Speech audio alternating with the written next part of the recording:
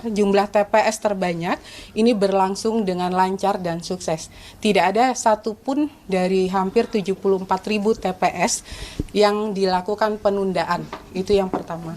Kemudian yang kedua, dalam proses rekapitulasi dalam PKPU 2 tahun 2024 terkait dengan program dan jadwal adalah tahapan hari ini rekapitulasi sampai tanggal 6 adanya di tingkatan kecamatan. Alhamdulillah dari 627 kecamatan hari ini semua berjalan dengan lancar. Bahkan sudah ada 3 kabupaten kota yang sudah masuk ke KPU provinsi hasilnya. Artinya kita masih menunggu 24 kabupaten kota yang lainnya yang alhamdulillah kalau kita lihat hari ini semua berjalan dengan baik gitu ya. Kemudian yang ketiga terkait dengan pasca putusan DKPP. Saya memastikan hari ini saya masih menjadi Ketua KPU Provinsi Jawa Barat karena belum ada SK pergantian dari KPU RI walaupun sudah ada ketetapan dari DKPP. Dan saya pastikan putusan DKPP tidak akan pernah mengganggu berjalannya proses pilkada di Jawa Barat. Yang hari ini kita tahu, alhamdulillah pilkada di Jawa Barat merupakan pilkada yang juga kondusif, aman dan lancar. Bahkan H-1 kita rapat dengan seluruh jajaran Forkopimda Jawa Barat menyatakan kalau kita itu urutan ke-7 terkait dengan kerawanan.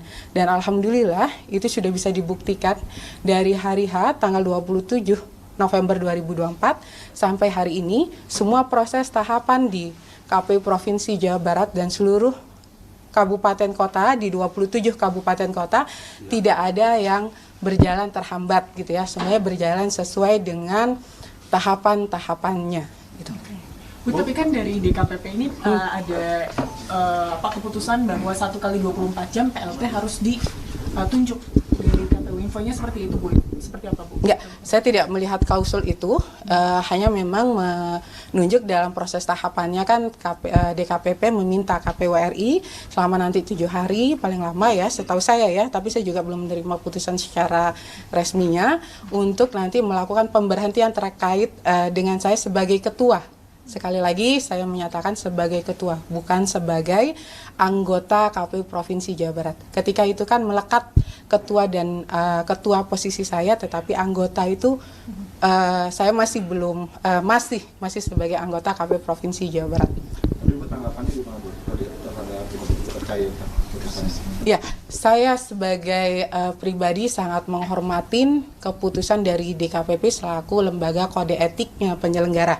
Dan saya sudah melakukan 2 kali persidangan, saya sudah membaca putusan dari DKPP yang saya lihat tidak ada satupun sebenarnya yang saya dinyatakan melanggar dari kode etik tersebut. Saya tidak tahu kenapa putusannya sedemikian rupa, tetapi secara pribadi dan secara personal saya juga berhak untuk mendapatkan keadilan. Nanti ketika sudah ada putusan dari KPU RI, insya Allah saya akan melakukan banding terkait dengan apa yang diputuskan oleh DKPP melalui PT UN. Tapi adanya pergeseran suara, tidak ada pengecekan soal tanda tangan. Iya, oke. Ya, pertama saya di dalam fakta persidangan itu saya menyatakan kalau tidak ada satupun yang disanggahkan oleh pelapor itu saya terbukti. Hanya karena memang posisi saya sebagai ketua. Gitu ya. Walaupun kita tahu di dalam fakta persidangan saya juga menyatakan dalam kelembagaan KPU ini kolektif kolegial. Artinya tidak mungkin saya melakukan keputusan tanpa dengan seluruh menjadi sebuah keputusan seluruhnya dari anggota yang bertujuh. Kemudian kalau dilihat yang dipermasalahkan di hasil, ini harus saya sampaikan dan saya juga sampaikan ke dalam fakta persidangan, itu ditandatangani oleh seluruh anggota KPU Provinsi Jawa Barat. Bahkan juga ditandatanganin, diparaf oleh seluruh saksi yang berada pada saat rekapitulasi itu. Dan selama proses rekapitulasi itu, ada teman-teman Bawaslu, yang teman-teman Bawaslu juga tidak melakukan sanggahan ataupun melakukan keberatan terhadap proses tersebut. Bu, tuduhan kode etik yang dilanggar sendiri apa berarti, Bu? Ya, karena dianggapnya lalai tidak melakukan koreksi terlebih dahulu. pada saat keluarnya hasil. Namun dalam fakta persidangan saya sudah membantah itu. Dengan apa? Dengan memberikan keterangan dan bukti juga terkait dengan sebelum pencetakan hasil, karena KPU Provinsi Jawa Barat itu mencetaknya melalui Sirekap. Kalau kita ganti saja satu, itu tidak mungkin bisa, karena pastinya akan merah. Itu yang pertama. Kemudian yang kedua, saya juga melakukan koreksi pada saat itu. Kebetulan memang ada di saat proses itu kan ada kita sidang cepat ya, ada sidang cepat. Kebetulan saya memimpin sidang cepat bersama teman-teman Bawaslu untuk Jabar 1. Saya tidak mengikuti sidang di yang terakhir pada saat itu. Itu juga terungkap dalam fakta persidangan ya. Dan di sana juga sebelum pencetakan dilakukan koreksi bersama. Sebelum itu digandakan, KPU Provinsi Jawa Barat itu melakukan pencetakan yang pertama, memberikan kepada seluruh saksi untuk dilakukan paraf koordinasi untuk dikoreksi bersama. Dan pada saat itu, dan saya juga sampaikan di dalam fakta persidangan, kalau semua menandatangani terkait dengan hasil koreksi bersama untuk seluruh saksi dari partai politik peserta pemilu 2024 yang berada di Jawa Barat. Artinya pergeseran suara itu di mana ya Bu? Nah, saya juga ketika itu mengetahui ketika saya pertama dilaporkan di Gakumdu. Ini saya juga harus buka rekan-rekan. Pada saat pasca selesai dari rekapitulasi nasional, saya juga dilaporkan di Gakumdu. Di dalam proses tahapan Gakumdunya, saya clear di sana. Seluruh tahapan Gakumdunya itu menghasilkan kalau saya tidak terbukti terkait dengan pidana pemilunya. Itu yang saya sangat sayangkan juga, kenapa tidak dimasukkan di dalam sebuah pertimbangan atas putusan tersebut gitu ya. Di dalam putusan Gakumdu tidak ada dissenting opinion, artinya semua mufakat kalau di situ tidak terbukti saya sebagai melanggar atau terkena pidana pemilu pada kasus ini. Ibu, maaf sebelumnya kan di DKPP juga dikatakan kalau Ibu men-take down video, meminta take down video dalam percakapan WhatsApp, itu seperti apa sih Bu? Betul atau tidak? Ya, yang pertama, dan itu sudah sayang sekali saya juga menyampaikan tidak masuk ke dalam fakta persidangan yang diungkapkan di dalam DKPP kemarin.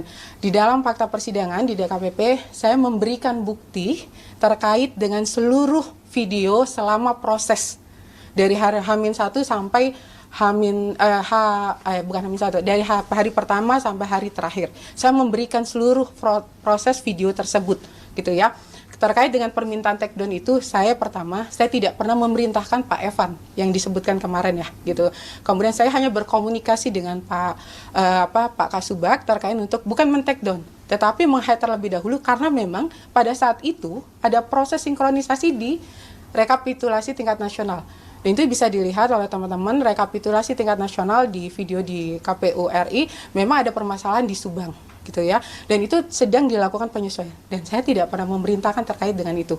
Kemudian saya membantahnya, dan yang kedua saya mengajukan kepada majelis hakim pada saat itu yaitu bukti video.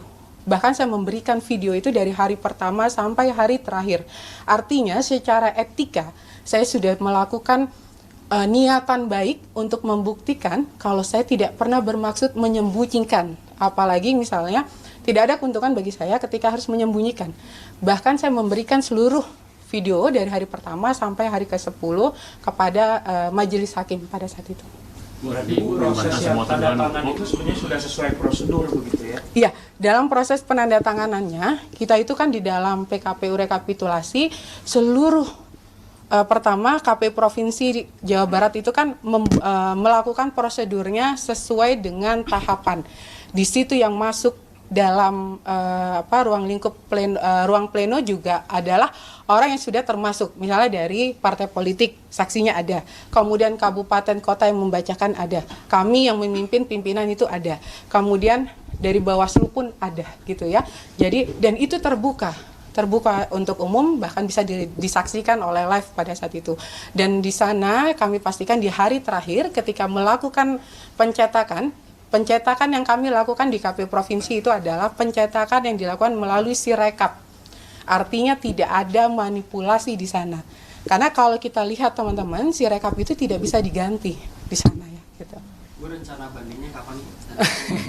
Ya, enggak, itu yang penting bagi saya hari ini memastikan Pilkada Jawa Barat berjalan dengan tuntas sampai nanti kita rencananya tanggal 5 sampai tanggal 6 ini memanggil teman-teman kabupaten kota untuk melakukan persiapan.